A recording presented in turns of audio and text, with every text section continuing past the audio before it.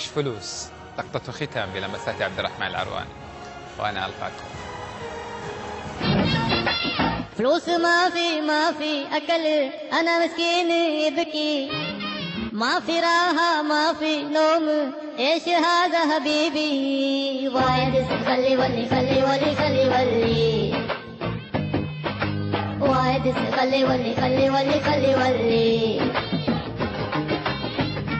اللي وعدونا بالدعم المالي كلهم ورائي بإذن الله. إذا كان هناك في ما يكفي لتسديد هذه الديون وتحملها، أنا ما عندي مانع أنها تكون موجودة. التزامات على النادي، على اللعيبة المحترفين، لابد يكون في حلول يعني جذرية وبأسرع وقت حقيقة. ايش هذا حبيبي؟ لخص الاجتماع. فلوس ما في أكل، أنا مسكين يبكي، ما في راحة ما في نوم.